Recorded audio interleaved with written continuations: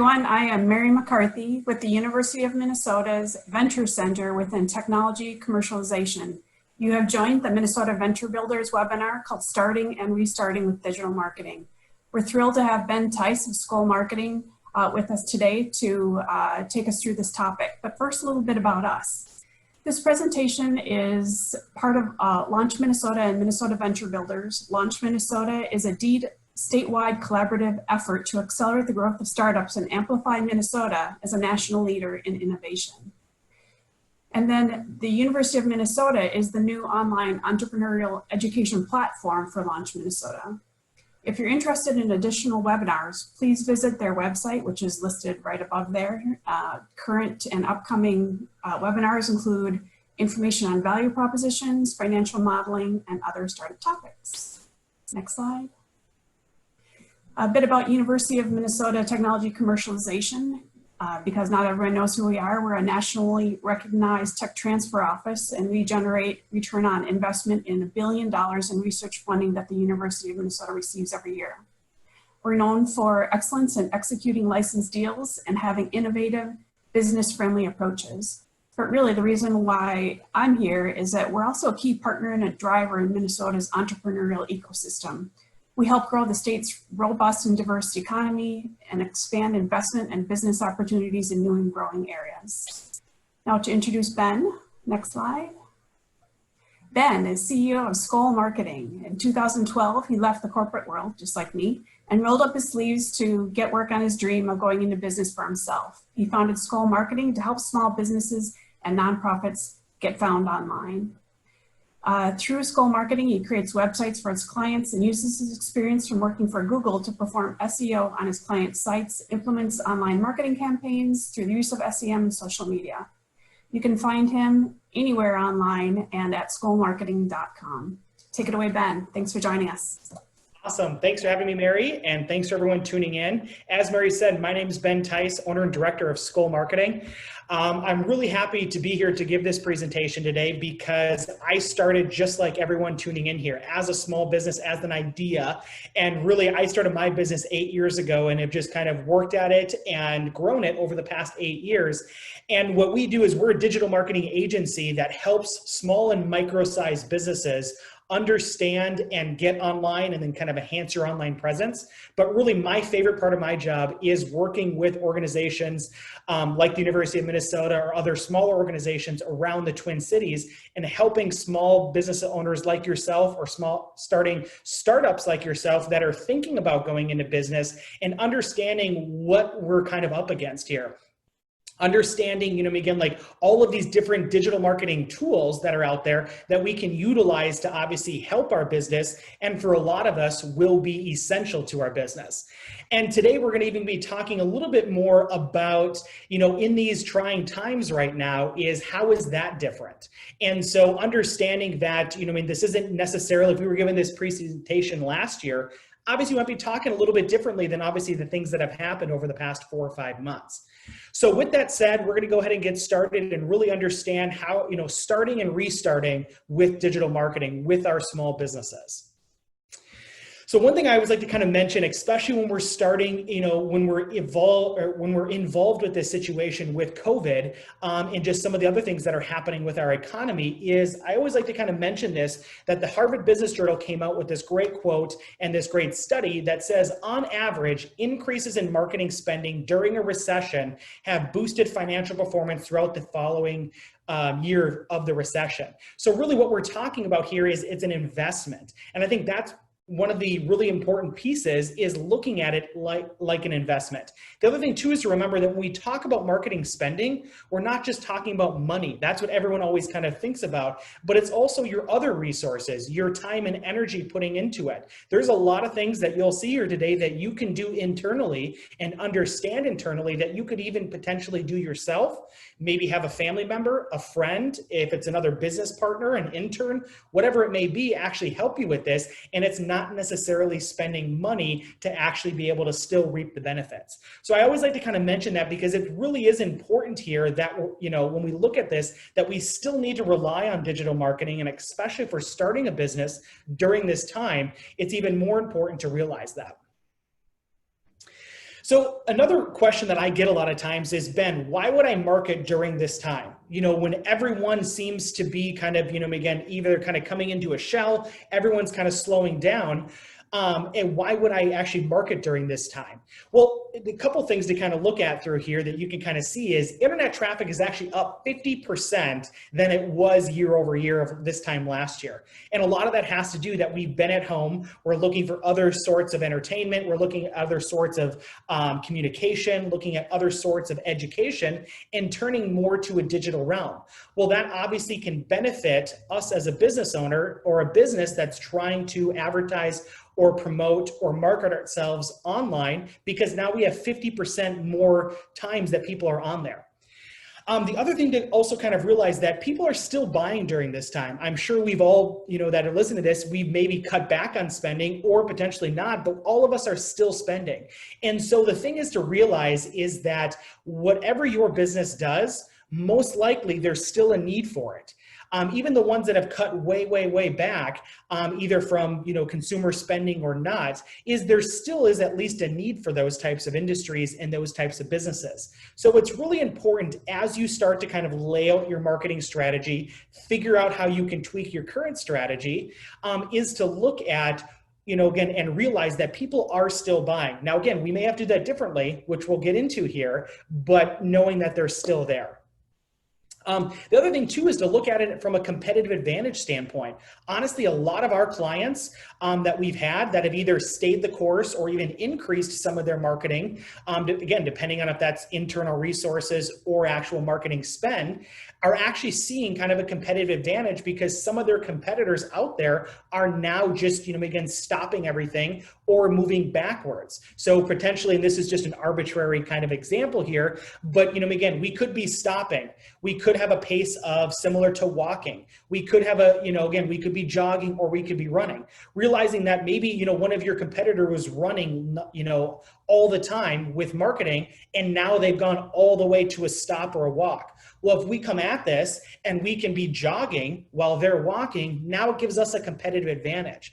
And so really it's important to look at the landscape of, especially during this time, of your competitors and really looking at the, again, how they're doing marketing and, see how often maybe they're posting on social media, see how often they're creating new content, see how, again, they're showing up within rankings. And again, we'll get more into this kind of stuff, but that's the kind of stuff that we want to look at, but realizing that if we take advantage of this time, even if we're starting a business or planning to start a business, we potentially have a really good opportunity here because a lot of the competitors are most likely kind of slowing down because it's just it's human nature around this, and some of it is needed.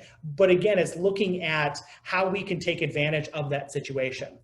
And we also do need to be somewhat patient and cognizant of the situation, knowing that that we're going to get out of this situation here, and the economy is going to start to come back. And, again, things may forever be changed. And so we need to also understand that we may not have all the answers here, and we may not get all the answers from this presentation or even your experience over the next 2, 3, 6 months, knowing that that's going to change. But really, it's making sure that we do take advantage of the situation here and really don't, again, don't think that we can't start a business or we can't even grow our business during this time.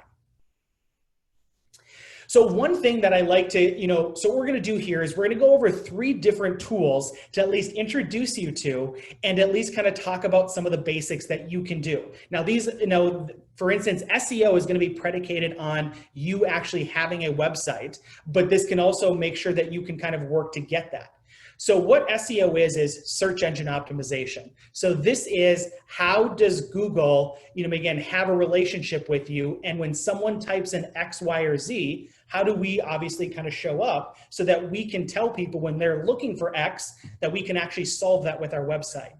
So the reason I like, again, to talk about SEO is this time in particular is most likely a great time to do that because we can be laying a lot of the foundational pieces to that relationship with Google. So throughout this presentation, if you keep hearing me say SEO, just think about SEO as having a long-term business relationship with Google. So just like any business relationship, it's not going to happen overnight. It's going to take time. It's going to take different touch points. Just like if you were to meet me outside of here, we would potentially, again, maybe email. We'd meet for coffee. We would text. We'd maybe call. All of those different touch points happen over a course of time to build up that relationship.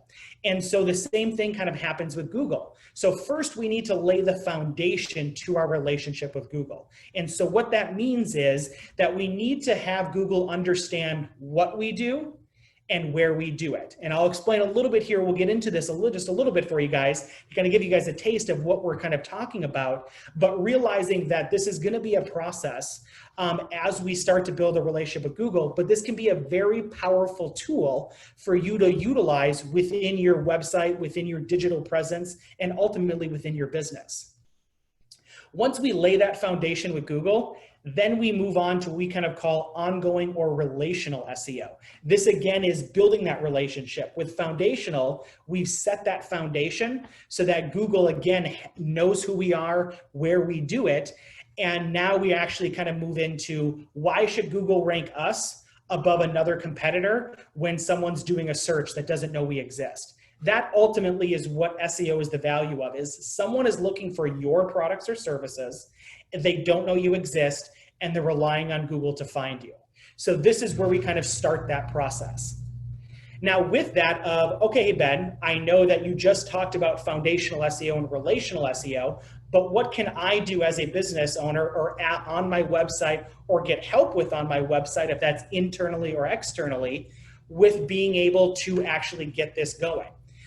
So the first thing is actually starting with keyword research. And this can be, you can go as high tech or high in depth as you want with this. And so what we mean by that is the first thing that I love when we work with clients or getting clients going that are just starting a business is to really make a list of all of your services. Literally take out a piece of paper, open up a document online, and make a list of your services. Then underneath those services, I recommend typing in, again, just listing keyword phrases, either writing them down or keying them onto your keyboard into your document there of what you think someone would search for to find that service. Now that could be, again, geographically as well, if that plays a part into your business. Most likely it has something to do with the problem that you solve. Also, some people may just be looking directly for your services. Like I'll give you an example with us at Skol Marketing. If someone was searching for our web development services, they may look for, if they're looking directly, could obviously be something as simple as web developers near me, web design company in St. Louis Park. They could be looking for a solution, help with getting online. How do I get my website started? Or geographically, kind of I mix that one in there where it's, for instance, again, website company in Minneapolis. So the idea would be that I would list all of those kind of keywords out. This is the very basis of what you want to do, because these keywords, and this is how you're going to communicate those to Google, so that again, Google knows exactly what you do and where you do it, laying that foundation to Google. Now, again, when I mentioned this just a little while ago, you can take this a step further if you'd like, in that you can just take those keywords, and I'll show you how to do this, and put them into a system where Google can read them. Or if you want, you can take it a step further and actually help technology help you even do more keyword research. So if you want to take it a step further from just listing them out. Now, again, if listing them out is going to take a lot, also some of this can be done in steps. It really kind of depends on your comfort level, your skill level. Do know though that a lot of times the more you put into this, the more you're going to get out, because it's more information that Google's going to be able to read and associate with your business. So a couple other tools though that you might want to write down that you can check out. So what you can do is you can take this keyword list and you could use a system like Moz, M-O-Z. So you can use a system like Moz or SEMrush. That's SEMrush. And you could use one of those two systems, and they actually have freemium models where you can actually get some of this keyword research for free. And what you can do is you can have a software actually help you either expand, validate, or discover other keywords that are related to your services. So it's great to start with you on paper, but if you want to take this to the next level, absolutely looking at using a service like that or a piece of software can really be beneficial. Now, once we have that list, either if it's just you're deciding to do, with you writing it out or taking it a step further, which is highly recommended, and doing it, next, it's really all about creating content. So the two other tools that we're going to talk about, again, in this presentation are all about creating content, and it all comes back down to the keyword lists, essentially, that we've created for ourselves or discovered by using some of the technology. So the idea is that the first is making sure that you have all of your services have a separate page. So you really want to make sure that you have more service pages than just one big page that has a bunch of bullet points. So again, what we don't want to see, and what Google doesn't want to see, for instance, is that if they go to your service page, all they see is just bullet points, just quickly listed services that you do. What they want to do is, if you have something like that, they want to see a button where you can actually click that and learn more. And here's why. If you list all of your services just on one page, and hypothetically say you have 4 main services, well, what happens is when someone searches for your service online, Google goes, hey, I've got a match for you, but it only matches 25% of this page and this text of what this company is talking about, that being you. Whereas if you were to take that 25% or that one service out of 4 and make it into its own page and potentially even expand upon it, ideally you're going to want to try to get to 300 to 500 words per page. Once we do that, then what happens is Google goes, hey, I've got a match for you, and now it's 100% match because you took that content that was listed with all the other services and you put it onto its own page and most likely even fleshed it out, added maybe some more descriptions of who is it for, how does this help, what exactly is your process, all of these things kind of help within that, and now you have one single page for every single service. So that's one super, super critical thing of how do I start using this keyword research and how do I start communicating this foundational SEO to Google. Now, again, we can also then be doing blogs, we can be doing videos, social content, which again, we're going to get into here in a little bit as well. But the idea is that we need to set these pages on our site so that we can firmly communicate and have enough content to communicate to Google. So moving on to is looking at that, we kind of talked about that phase 1 or phase 2. Meaning that foundational or that ongoing. So for instance, like blogs, for instance, on a consistent basis, posting on social media on a consistent basis. Those things being done on a consistent basis are really what helps that relational SEO go forward. It could be getting reviews on your Google My Business account. It could be producing more blogs. Maybe it's 1 a month. Maybe it's 2 a month. Maybe it's 1 every other month. It kind of obviously depends on some of your resources, but the idea is that we need to be creating consistent content if we want to build our relationship. What happens a lot of times, which we see, is people get really excited and they go through the whole keyword research process. Then they build out all their service pages. They maybe launch with a blog or 2. They have a really kind of cool website and they actually see a growth within their rankings and within their relationship with Google, but then they just stop. They stop doing new blog posts. They stop changing pictures or adding pictures. They stop adding more to their case studies or their portfolio or creating videos or doing social media, and they just stop consistently making content. Well, what starts to happen then is we start to kind of plateau.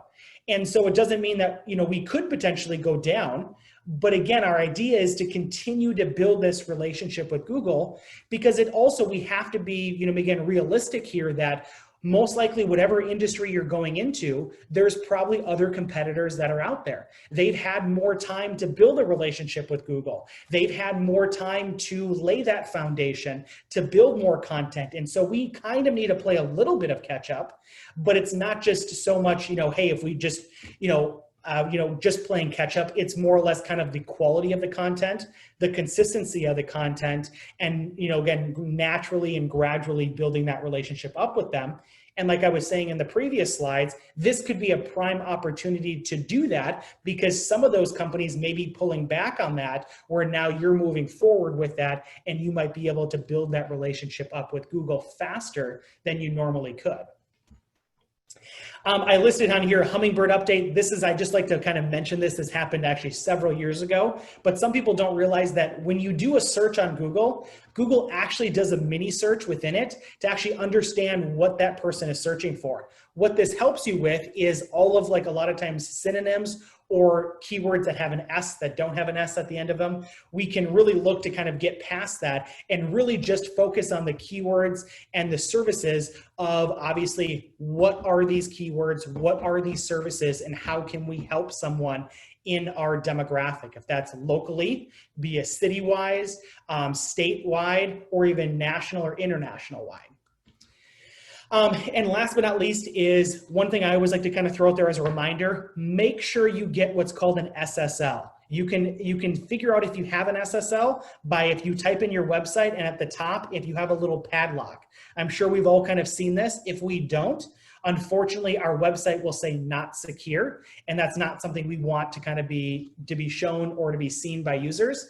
And so what I always tell people is wherever you built your website at, ask them. So if you have it hosted somewhere, if you used a web developer, ask them, and they'll be able to help you get one of those SSLs. But it's super important for marketing because not only does it help with us communicating to Google, we obviously also don't want, again, a notice of not secure showing up on someone's site like yours as a user comes into it. So hopefully this kind of gets you started here. And the other beautiful part about this is that say you're watching this and you say, hey, Ben, I've had a business hypothetically for 3, 4, 5 years. I've had a website out there for 3, 4, 5 years. How do I go back and do this? Well, what's great about it is you can start a relationship with Google and restart your relationship with Google at any time. So it really kind of is beneficial that even if you've had a website out there, you can look to kind of redo some of this stuff and almost re-audit or re-optimize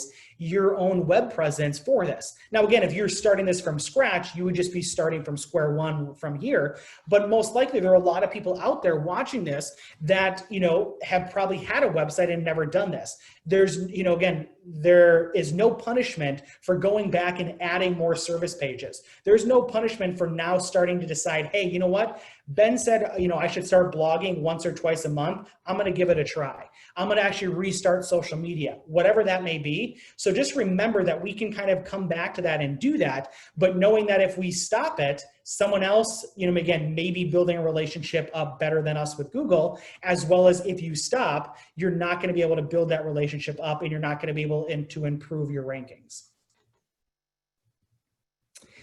So another kind of component, besides just the content on our website, is also going to be video. Now this one sometimes throws people for a loop because it usually takes a little bit more either creativity, planning, being on camera, some things that people don't necessarily like to do. Again, other than like creating a service page, creating a blog or anything like that. But video is super critical and can really help not only your SEO and your rankings and relationship with Google, but also can help you actually even market better. And you can see some of the, again, these are some real big stats here of how video can really improve and help your marketing efforts. The one that I love to kind of point out is that, 66% prefer watching a video to actually reading content about products or services. So for instance, sometimes people ask me and say, hey, Ben, where do I start with content? Well, the great thing is you already have content written for video that you could just make one of your service pages, make a video about that. And so the idea is, though, that once we know what people are looking for, we can obviously cater the marketing to them, but then also get benefited because Google also loves videos, loves YouTube. Fun fact, Google actually owns YouTube. And YouTube's actually the second largest search engine in the world. So it's really kind of nice that Google actually has the largest search engine as well as the second largest search engine in the world. So again, videos are going to be really kind of important. Now, again, I see this all the time with our clients that there, again, is kind of this hesitation to videos and honestly, Ben, where do I start? And so a lot of times what I'd like to kind of show people, and obviously, again, we know that we may need to take this in steps, knowing that if you don't have a website yet, or you just started it, probably should start with some SEO and those service pages before we move into video. But once we get that done, then it looks into, let's go to the next step, or potentially some of this we could do simultaneously as well. So the idea is, where do we start? Well, the idea, or the understanding is, who am I speaking to?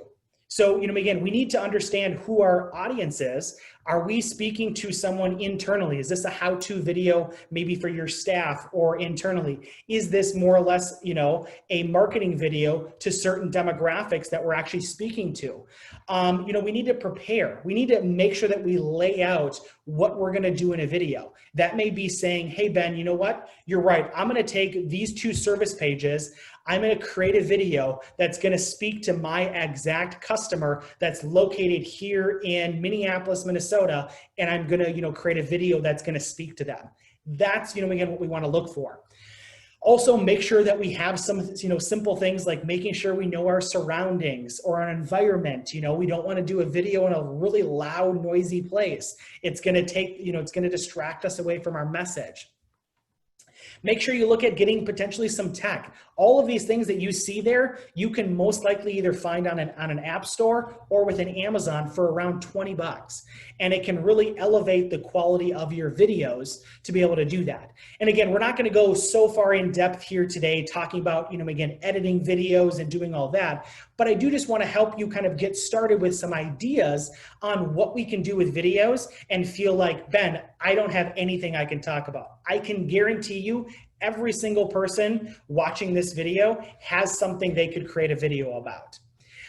And so you can kind of just see some of the tips over here when we start filming. We want to make sure that we're engaging. We want to, we can use props, smile and use humor, have a call to action. At the end of your video, say, contact us now. Have some type of call to action. Now, here's where a lot of times the questions kind of start to come to is, okay, Ben, that's great with getting everything set up, but what types of videos should I create? And here's the other idea too is, I'm not talking about, when we talk about videos, saying that 2 things. One is that you need to hire a whole film crew and feel like it's going to be too expensive to do. I'm not saying that. You absolutely could hire a film crew if you'd like, and a videographer to do that. Or the other instance that a lot of people come to me and say, hey, Ben, I don't want to do videos because I don't want to be on camera. Awesome, no worries. You can also do videos where you're not on camera. So you can see the different types of videos here on the left. We can get a videographer. We can do a POV if it's kind of like a selfie mode with, again, mobile, or even just the reverse of that as well on a mobile device. We can use a webcam like this. I'm creating content with the University of Minnesota right now by, again, doing a video like this in a webinar in a way to create content. But the other one, the bottom one here, is we can do some of these things without being on camera. You can check out, again, iMovie, Powtoons. There's customized stock video programs out there. And you can kind of just Google some of these and you can see them, and you can actually put together your own little videos. You can either speak over it, could just have jingles. But the idea is creating something that at least is related to your business that can help your marketing. Again, going back to videos, not only help your marketing and get your message across, they also help you create a better relationship with Google. And you look on the right-hand side here, look at all these different types of styles of video. When people come to me and say, hey, Ben, I have nothing I can do a video on, I kind of laugh a little bit and we kind of go through here. We could do a commercial type of, video for your business. Again, doesn't always have to be a videographer. You could create one of these yourself. You could do a service. You could literally open up your laptop, you could get your phone, and you could start talking about one of your services. If you're in lawn care, you could have, again, you standing by your lawn care equipment, talking to your user or customer, telling them what you're going to do for them and why they should choose you. We also could do behind the scenes. If you have some sort of, if it's a factory, if it's just an office, if it's any type of inner workings that you can show people what happens behind the scenes with your company. It's really kind of fun and even humanizes us a little bit to kind of create content to show people kind of behind the curtain. Blogs. If you create a blog and you write one, why not create a video about that? You most likely answered somebody's question. You went more depth into some type of topic. Take that blog post and again, open up your computer, open up your phone and start talking to it.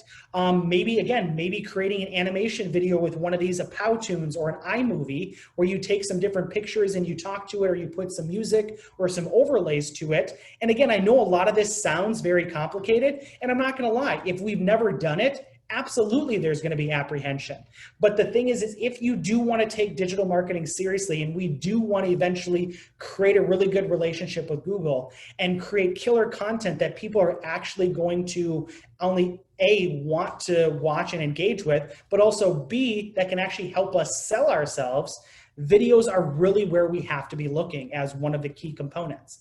And so, we can do informational and resource, we can do an update or event if we have something coming up. And you can kind of see the note below here of repurpose content, meaning that, again, if you create a blog page, awesome. Let's make that blog page into a social media post and a video. We now took one idea that we created on our website and we created 3 pieces of content with it. That's where, again, rubber hits the road, and that's where it can really start to do some really good synergy, and you can get a really good ROI, return on investment, on your marketing spend. Again, not just talking money, but time, energy, and money of how you're creating this content. So it's really important to, again, if we want to have SEO, obviously understanding that, but then moving into, once we have that content created, how do we then, again, keep moving it forward? And one of those things is going to be video. Now, the next one is going to be social media. Again, though, talking about we can repurpose all of these things, and all of these things work together, and all of these channels and platforms feed off of each other. So we want to make sure when we get into social media, it may not be getting on every single one of them. Maybe it's picking Facebook or picking Facebook and Instagram, or maybe if you're more business to business, maybe we're going to do LinkedIn. But the idea is at least picking one and then going through this. And really what we want to do here, the whole goal of social media is you want to make sure that you're a resource for people, and that you present yourself as an industry expert. Again, we want to make sure that people know that they can come to us because we know what we're talking about within our industry. So this could be posting facts. This could be posting other articles you find online. Most likely don't, link to another competitor, but there's a lot of industry experts that you probably follow that would be useful to share with your followers. Also, again, we kind of have a process that we teach a lot of our clients there, a give, ask. Meaning that, again, for every piece of content that you say, hey, hire us now, we're running a sale, we offer this service, call us now. For every one of those that you do, you should be doing 2 other pieces of content and posts that essentially talk about, maybe it's a funny meme, maybe it's like I said, an article to something that's going on if you're in the financial industry, an update to maybe something that's going along with the loans or the Dow or the stock market, whatever it may be within your industry. That's another example of something that you can give people. You're giving somebody something without necessarily talking about yourself, but your brand and your messaging a lot of times is associated with it because it's coming from you. So again, realizing that we've got that give, ask kind of mentality, and we want to try and be a resource for people twice as much as we're asking for something from them. Also, understanding the benefits of social media and setting the right expectations. To be honest, a lot of people rush into social media thinking that it's going to be the biggest lead gen, that we're going to get all of these, again, leads from it and everything like that. And you may get to that point, but most likely at the beginning, just like when you're starting your relationship with Google, it takes work, it takes content. It's not just going to be snap of our fingers and we've got thousands of followers and we've got tens or hundreds of leads just coming in every day or every week. It takes time to kind of do that. Remembering that social media, again, is almost creating different relationships with your followers, that we want to cement ourselves as an industry expert and to be a resource for those people in our industry so that when they need our assistance and they need our help, they know who they know who to think of because we're top of mind because we've been building a relationship with them on social media. So here's some different types of benefits that we can look at. We can get branding and awareness out of social media. We can help people with customer service. A lot of studies have shown that people are getting more and more comfortable. Instead of sometimes filling out a contact form, instead of calling somebody, even sometimes doing a chat, they potentially may actually prefer sending you a message on Facebook. So again, that may help with some of the customer service things. Search engine optimization. Believe it or not, if you're on platforms like Facebook, Google Posts, Twitter, Pinterest, Google actually has relationships with those platforms, and being on them can actually help your relationship with Google. That doesn't mean that if you didn't hear one of your platforms there that you shouldn't be on it, but I'm just saying that those other platforms of Facebook, Google Posts, Twitter, and Pinterest have an added benefit of creating a relationship with Google. So again, it's just really important to kind of realize that. And then last but not least is also sales. But you can kind of see here with this list that we see this all the time with new businesses, small business owners. They go into social media thinking it's just going to be a sales generator. If you go into it like that, I can guarantee you it's going to frustrate you and it's going to essentially fail you. You need to realize that we're creating mini relationships with all of our followers, and there's actually 4 things here that have benefit to us instead of just sales. Now again, we'll eventually get to sales, but the idea is that's not going to happen right away. But it is super, important within our digital marketing strategy to have social media a part of that. Now, again, going a little bit further into social media and some of the strategy, again, the idea is you do have to kind of pick a platform that you feel comfortable with and that you feel that your demographics on. Again, for some examples, if you're going, Facebook is really becoming more of a baby boomer platform. Doesn't mean that, Zillennials or millennials or, again, Gen X isn't on that. It's just becoming very much a baby boomer platform. Instagram is a very high millennial platform. TikTok is a very high Gen Z platform. Doesn't mean that the other generations aren't on there, but we need to be strategic with finding out who our core customer is and really, again, figuring out who our target audience or target market is. Essentially, who are we going to market to that we think is going to give us the best opportunity to purchase? The worst thing that you can do is say anybody can use my product. That's great, and they may be able to do that, but we need to kind of pick someone that's going to give you the best opportunity that they're going to actually purchase your product or service. And so the reason I say that is that you want to pick a platform that you either A, feel comfortable with, or B, that your audience and your target market is on. That may be starting with just Facebook. That's maybe Facebook and LinkedIn. LinkedIn works very well for B2B. It can work on some of the other platforms, but just not as well. So even understanding if we're B2B, business to business, or if we're B2C, business to consumer. Understanding, again, where our target market is going to be so that we can create content that's going to surround them. The other thing too is the second bullet point here is make sure you don't spread yourself too thin. The reason I say this is you don't want to burn yourself out. And I know some of you may have your eyes really wide open for the next bullet point of understanding, and looking at, again, how to schedule and going, Ben, I have to create that much content to really make this worth it. And honestly, the answer is a little bit of yes.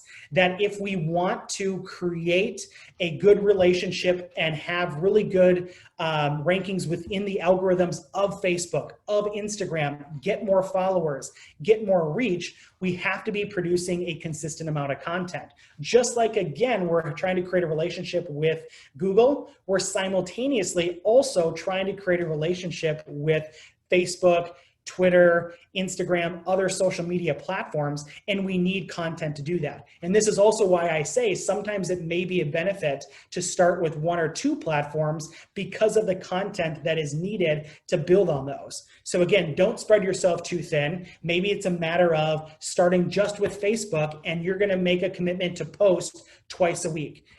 Put a calendar invite on Tuesdays and Thursdays and think of something that we can post. Again, if it's an article, if it's a stat, if it's a meme, if it's something in the news, if it's, again, the give, ask for something. Say you have a sale. Say, again, highlight maybe a project that you just did. All of those types of things. And I'm sure we've all experienced social media and we've at least seen what people post on social media, and really take some of their ideas and make them your own. And then last but not least, to actually help you with this, I do highly recommend platforms like Hootsuite or Buddy Media, Social Sprout. What these platforms allow you to do is you can actually just log into your Hootsuite account, connect it to your Facebook, your Twitter, and maybe your LinkedIn, and then actually push out post from one platform. So instead of having to log into Facebook, then log into Instagram, then log into LinkedIn, you can do it from one location, which a lot of times can take a lot of stress off of you, and also make that content creation that much, again, easier and smoother for you. So the idea here is that we're looking at, we understanding what SEO is. It's, search engine optimization, understanding that if we have a better relationship with Google when we have our website, that it will rank better and we can be found more. Looking at how can we do that? We can do that with creating content, if that's blogs, if that's service pages. Also videos. We talked about, creating just some simple little videos, if that's, with our mobile device, if that's with a Powtoons or a promo type or iMovie, something that's very simple that we can put pictures in or animation and we don't have to be on camera.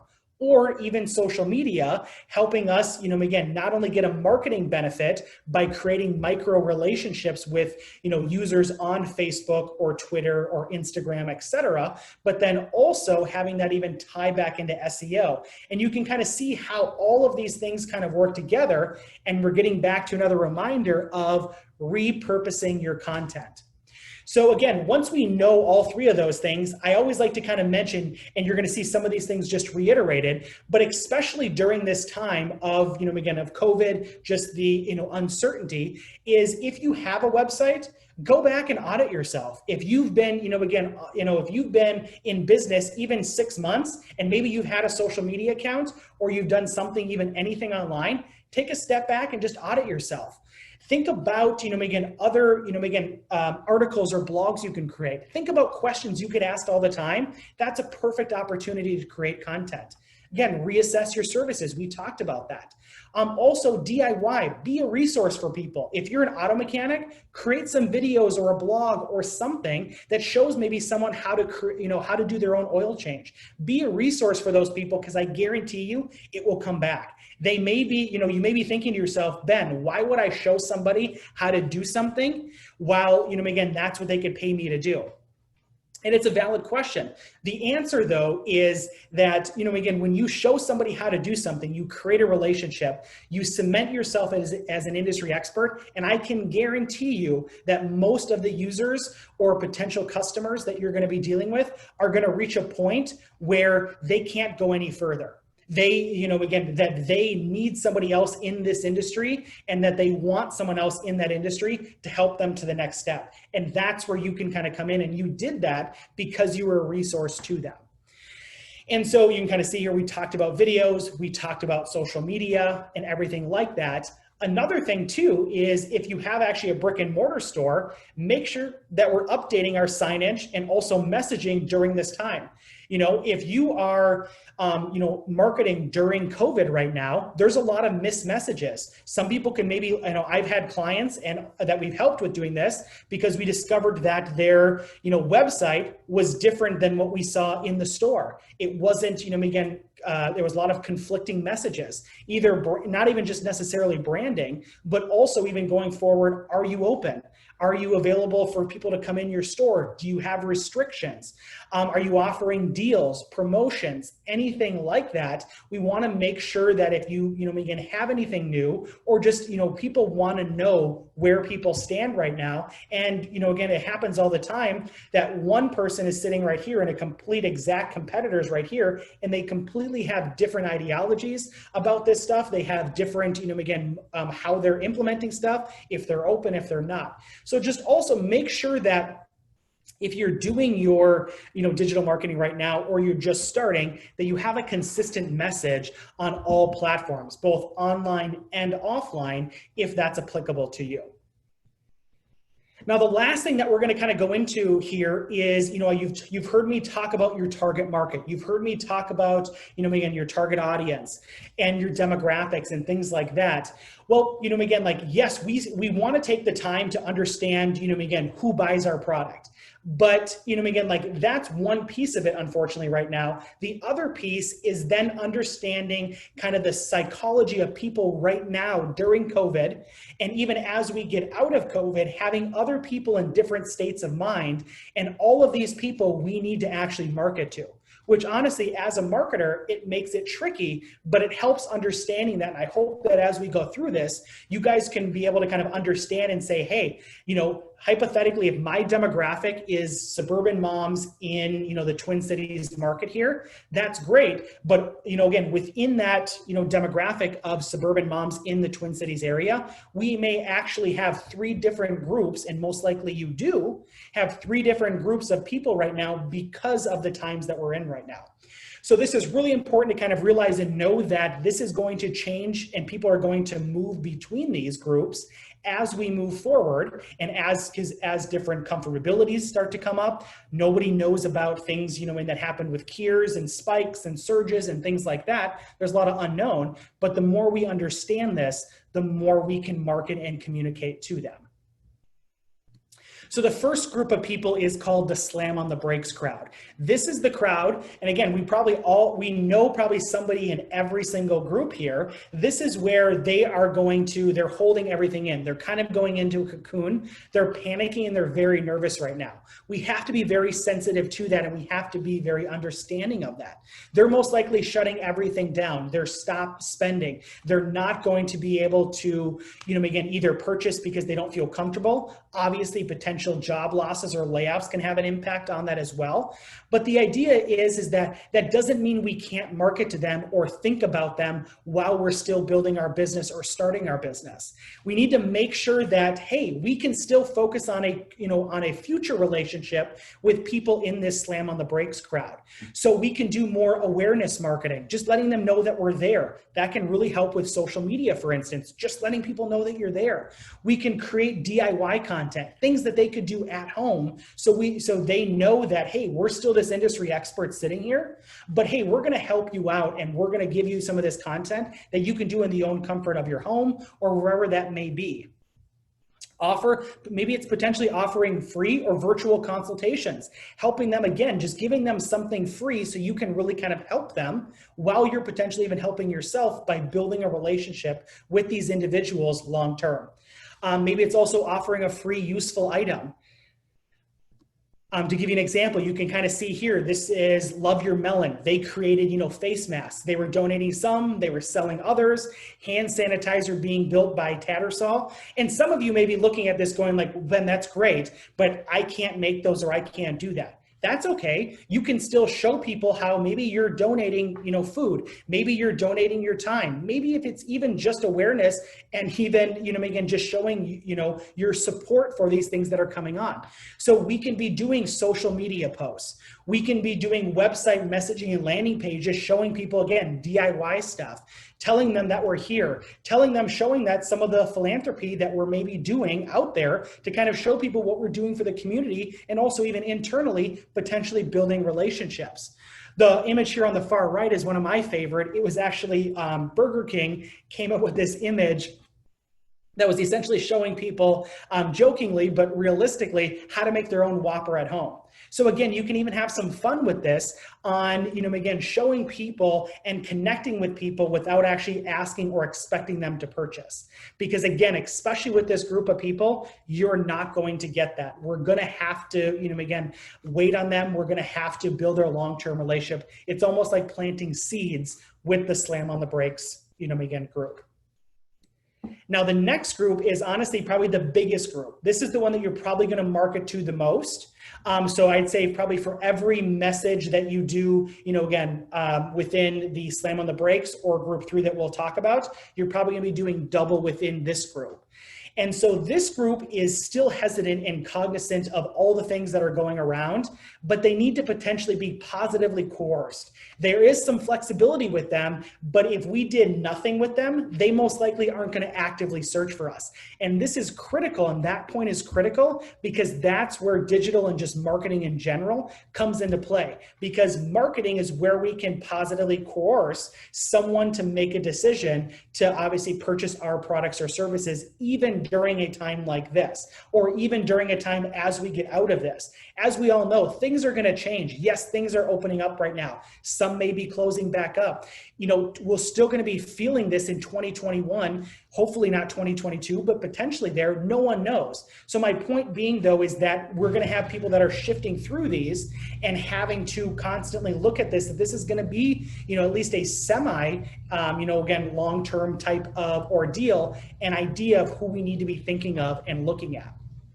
So how you can market to these guys that are unlike, again, the slam on the brakes crowd is going to be reminding them how the services can help them right now. Again, like reminding them that even though they may be in quarantine, maybe that they're hesitant to come out, that, they're just doing things step by step. How can your products or services help them right now? That's a critical piece, reminding them, positively coercing them to be able to do that. Looking at potentially offering discounts. This, offering payment plans or deferred payments. I'll give you an example. Internally with Skol Marketing here, we've done this strategy with a lot of our clients that have come to us, either current clients or potential clients, and it's been very successful because we want to help them. But for instance, they may need, again, a little help either with a discount or a payment plan or a deferred payment option. Again, doing something that you're still going to benefit from it, but now you're helping them and you're positively coercing them to do business with yourself and with your business. And so it's really important to realize that, again, this crowd is going to be the biggest one, and looking at how we can kind of market to them using social media posts. Also, maybe even adding some social media ads, going after who that demographic is and really just trying to get some messages in front of them, knowing that you can help them or that they should still need your products or services, reminding them of that during this time or even as we go into the future. We can still use website messaging, landing pages, blogs, even to maybe do some minimal Google ads, reminding ourselves that, remember, Google ads is when someone's actively searching for us. Most likely this crowd isn't going to be searching for us a lot. We need to kind of go to them to kind of, coerce them to do business with us. And that's where an email or a newsletter can be super good, because you're going to them in their inbox to be able to potentially offer them a discount, remind them of what you're doing, remind them of the changes, whatever it may be. These are two clients here that we've worked with that have done a really good job and seen some really good strides with during this time because of some of the things that they've done, especially to this crowd. If it's offering more content, if it's putting it on their homepage, some of the resources that they're offering, deferred payment plans, again, discounts, all of that type of stuff can be super beneficial. And that's really how we're going to market to that crowd. Now, last but not least, is going to be kind of the business as usual, or as usual as it can be. And this crowd is either not affected or not, not really affected by what's going on. They're still willing to spend. They're opportunistic. They're taking advantage, but not in a negative way of the situation. It's just not potentially, negatively impacting them. I'll be honest, we have some clients right now that they've seen an increase in sales due to this because of the industry that they're in. Those people, again, from a purchasing standpoint, from a customer standpoint, are still willing to do kind of just as normal when it comes to purchasing, or potentially, I've even seen some splurges because they've even have extra income. Or if you go way to the bottom here, people are offering discounts or offering payment plans, and they're more willing to take advantage of this than even the previous group that we kind of talked about. So this is where even just kind of normal marketing, or reminding people that you do have sales, or you just do have items or services that are available for sale. This crowd is a very lucrative crowd. Again, it's going to be less populated than the other two that we've talked about, but it's important to realize that these people, no matter the economic state, are still out there. And so we need to be, again, we need to make sure that we don't come across as crass or disconnected with group 1 and 2. And again, some of that just make sure that we're, that's where like just even discounts that group 2 could still take advantage of, knowing that group 3 here, is going to be able to take advantage of it probably at a higher rate than the other ones, but still understanding that, we can use social media and social media ads. We can still use website messaging and landing pages. We can still use blogs. We can still use, these people are most likely actually looking for things out there because they're, again, it's kind of business as usual. It's looking at that it's, again, they're kind of actively searching. Whereas again, group 1 and group 2, group 1 isn't going to do much. And group 2 has to be positively coerced, but isn't really searching. Group 3 is kind of our normal clients. The ones that were, hey, we've got a problem. I need to go find that solution. Or, hey, I know exactly the company that I need. I need a lawyer. I need a web developer. I need a new phone for my case. Or a case for my phone, or a new wallet or anything like that. They know what they want and they're actively looking for it.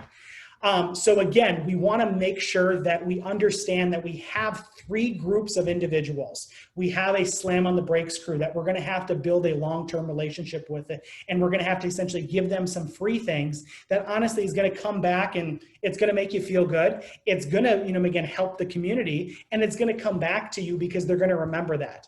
We're going to have the biggest group of the group 2 of conservative but looking ahead kind of group, which is, again, they need to be positively coerced kind of there. They're not going to actively most likely be searching for you, but they need to be sometimes reminded of your products, reminded of your services, understand how that can actually help them. And then last but not least is the business as usual. And we can really kind of just go after them with normal marketing or know that they're out there and that we are most likely going to be dealing with some people that, again, are just going to be out there looking for, to take advantage of some deals because they're not potentially, affected by this. So with that said, and again, I know we covered a ton within that, amount of time, but really the idea here is I hope that you guys can kind of take away is understand to really get started to, to have a business. If you're starting a business, if you're restarting a business is, digital marketing should be kind of the center of it. Yes, offline marketing is good and is honestly still critical, but really digital marketing is where it's, because we can reach more people, more specific people with what we're looking at. And so it starts with creating that relationship with Google, having a website, doing search engine optimization, and remembering creating that relationship with Google, then building that relationship ongoing with Google to make sure that they kind of, again, Google understands what we do it, where we do it, and then also building that relationship of why should they pick us when someone searches for X, Y, and Z, why should they rank you above another competitor? And so we want to start with that with the content on our site. Then we want to look at videos, not only from an SEO perspective, but also from a marketing perspective, remembering some of those stats that we talked about, that a lot of times over 50% of people now prefer actually watching a video instead of actually reading content. And then even moving into social media. And again, remembering to repurpose all of this content, that if we created a blog post on our website for SEO, now we could potentially make that into a video, and we could actually then do a post about that on social media, and making sure that we're not spreading ourselves too thin, making sure that we're picking the right platforms. And if that means you're going to start with one, you say, hey, Ben, I'm going to start with Facebook, and I'm going to make sure that I'm posting twice a week. I'm going to put a calendar invite, and we're going to see how that goes. Absolutely, that's what we should be looking at. Don't just try to bite off more than you can chew and get yourself into a situation where you burn yourself out, or that you again, just aren't having anything on social media, which doesn't help anybody. It doesn't help your users, doesn't help you, doesn't help your SEO, doesn't help anything. And then also remembering as we get into, again, our audience, yes, we have our target market and our target audience there, but really during this time, we have 3 groups of different people out there that we need to, understand that no matter what demographic we're looking for, if you're looking for the sporty guy from the age of 25 to 40, or the house mom that has, again, kids that's living in upstate, Minnesota, whatever it may be, all of those demographics topics are going to be split into 3 groups now, understanding that they're all going to feel different, and we're going to have the slam on the brakes crowd, the group that's not going to do anything and we really have to just work on a future relationship, the conservative but looking ahead, that positively coerced, and then finally that business as usual, that, again, they're going to kind of treat themselves and they're going to take advantage positively, take advantage of the situation that's there. So again, I hope that you guys can kind of look at this and look at this layout, knowing that, I'm not going to lie, I know AI talk fast. I know this is a lot to digest, and it most likely is feeling like you might be drinking from a fire hose. But again, taking this one step at a time, looking at, again, know that you guys will get a copy of this presentation. Know that you guys will get a recording of this webinar. So you guys can kind of refer back to this. And the idea is that you can start to lay out your digital marketing presence in knowing that all of these things are critical, but we don't have to do all of them at the exact same time. So with that is, I want to turn it back over to Mary, because I know we have some questions and want to open it up to see if there's more questions about what we've talked about or something similar as well. Yeah. So Ben, the first question we received is from Jennifer, and she says she's hesitant to make videos. Do you recommend having a script or making it look more natural? Yeah, that's a great point. So I would say I would try and have a script and do more of that for, like, for instance, like your service pages, or if you're doing like a commercial or an overview of your business, it's definitely going to, again, behoove you to have a script for that. Whereas if you're doing something like just kind of jumping up and talking about this new event that's coming up, or this new promotion you have, or this event, or kind of behind the scenes, those are better, actually more natural and things like that, because people relate to those. So it kind of depends on the different type of video you're trying to create. Great. Next question is, how important is the selection of the actual website platform, such as Wix or WordPress, to the SEO tools? Is one SEO more friendly with Google than another? That's a great question. So when we're picking what to build our website on, we call that our CMS system, our content management system. And that's going to be like your WordPress, your Wix, your Squarespace, your Weebly, et cetera, et cetera. So when it comes to that stuff, technically, again, there's actually like kind of 3 different levels. Your bottom level is your very kind of like your Intuit, your kind of your GoDaddy web builders. It's, again, it's very minimal on the things that you can edit and kind of change on it. Not necessarily from a visual standpoint sometimes, but also from a back-end optimization standpoint to Google. Then we kind of have our middle ground of Squarespace, Weebly, Wix. And then up on the top is going to be something like an open source platform like WordPress, Joomla, Drupal, and things like that. So to answer the specific question is, again, there are certain things like on a WordPress level that you can do because it's open source that you can't necessarily do within a Weebly, Wix, or Squarespace, but it kind of depends. It mainly comes down to your content, meaning that we've worked with clients that have had one of those DIY builders and are outranking others within WordPress. But I will say long-term, if you're just looking at SEO, again, like WordPress or some open source platform most likely is going to be your best bet. But I will say this is, again, WordPress is going to take a higher level skill set to be able to manage, to be able to maintain, and to be able to create content. If you feel like you can't get there and it's actually going to hinder you then creating content because you either have to pay someone to do it, you don't have someone to do that, or you're going to get frustrated, then I would say one of the DIY builders might overall still be better for you, and you could always switch over to that one. So it kind of depends on your skill level there. But if you are looking for, if you had to say, hey, Ben, I need an answer right now, which one? I would say a WordPress because it's open source. Got it.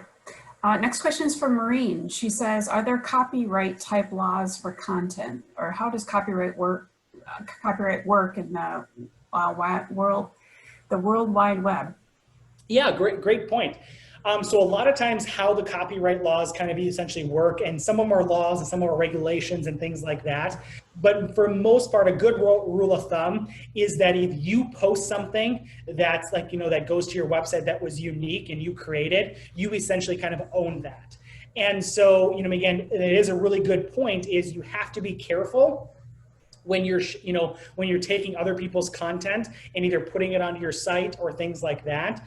You just have to be careful with that to potentially credit them. A lot of times we try to have clients shy away from that and either do social media posts about it because it's easily to credit them, or if there's an article that you can kind of share that has them in there.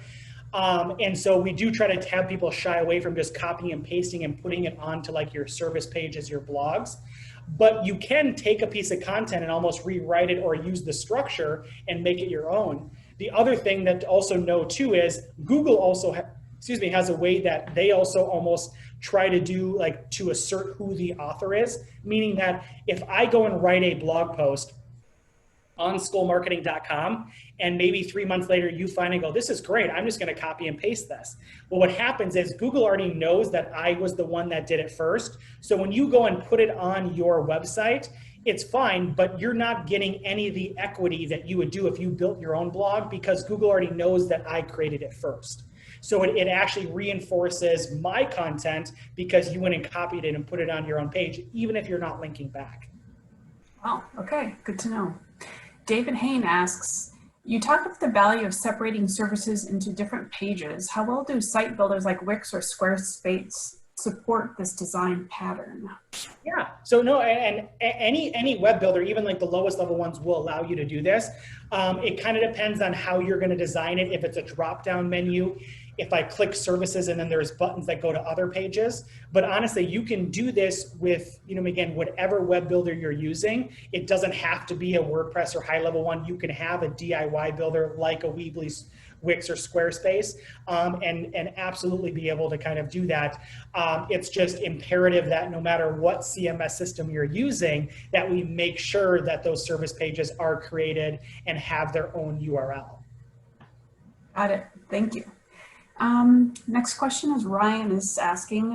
He says that he's gone through phases of posting consistently, but eventually decided to stop because responding to comments and following up with the posts becomes a huge time commitment. What tools do you recommend to avoid getting sucked into social media?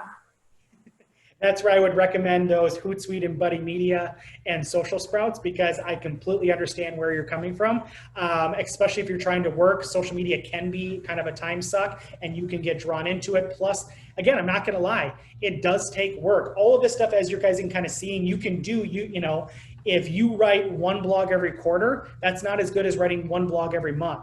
Now it's more work. And the idea is, thinking about this, remember that stop, again, jog, walk, jog, run kind of thing is you can kind of look at that, but the more we do, again, the faster we can kind of build that relationship up with Google and the better that relationship can be. So if I had to recommend a tool, which most likely is probably, causing you some pain, I would look at like a Hootsuite, a Buddy Media or something like that. And honestly, they're very inexpensive. Now don't quote me, they always like to change their prices, but a lot of times they're around like the $15 to $20 a month.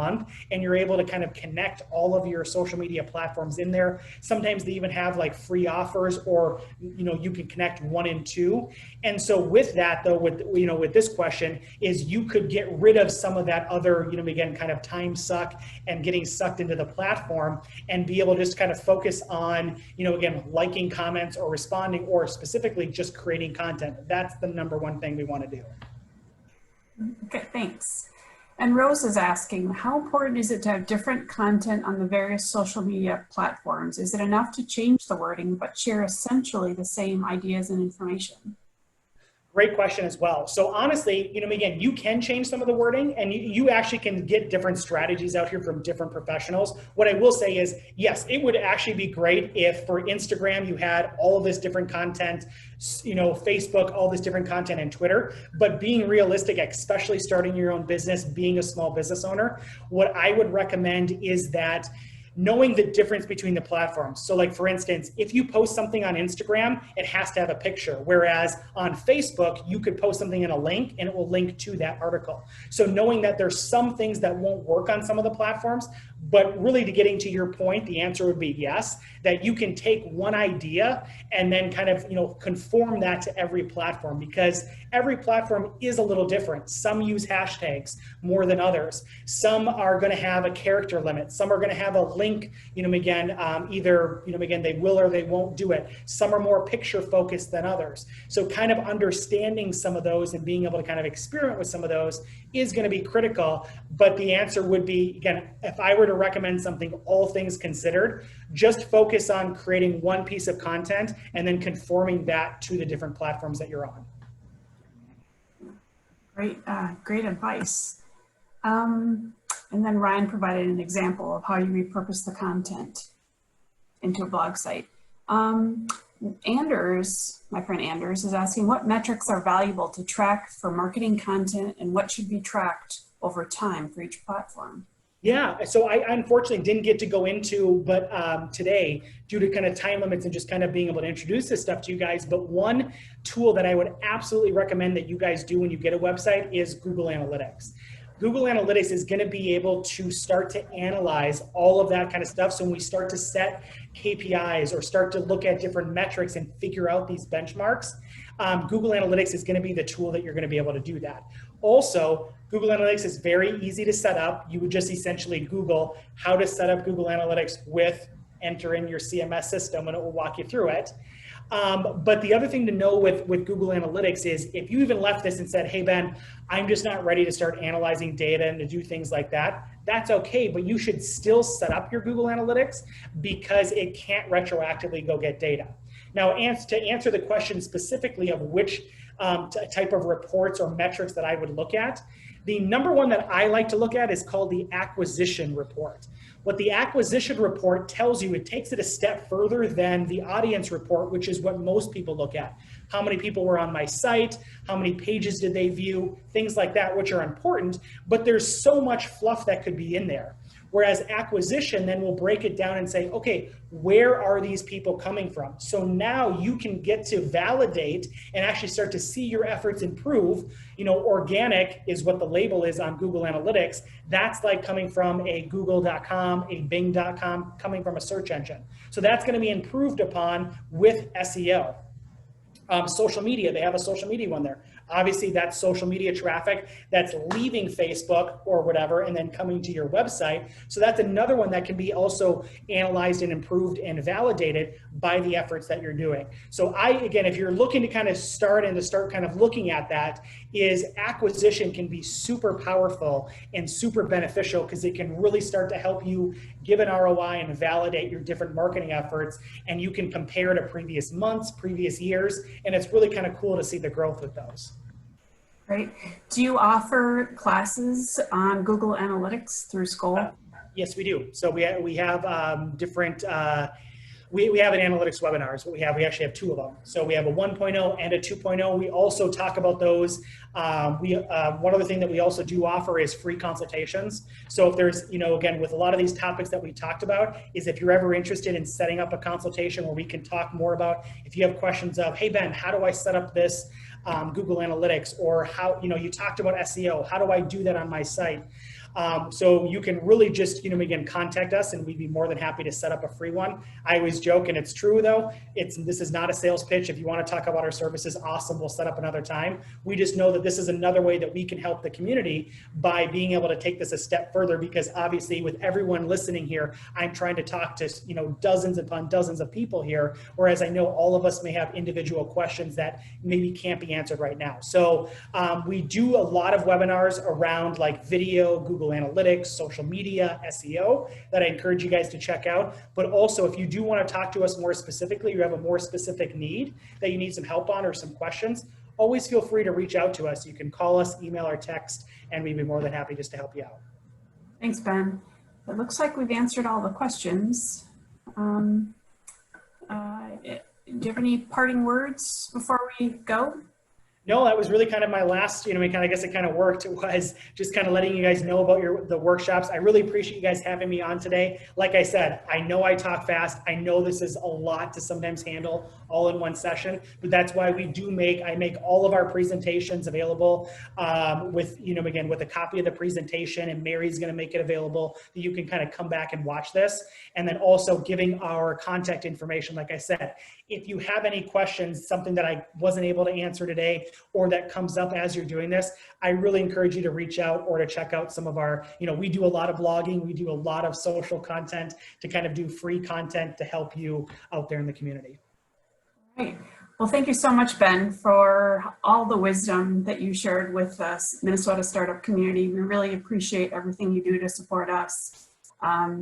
Yes, we'll be sharing the presentation and the video online on our website, through email, and through LinkedIn. So have a great day, evening, everybody, and see you at the next webinar, which we'll be announcing in the next couple weeks. Take care, everyone. Thank you, guys. Skol. Skol. Go Gophers.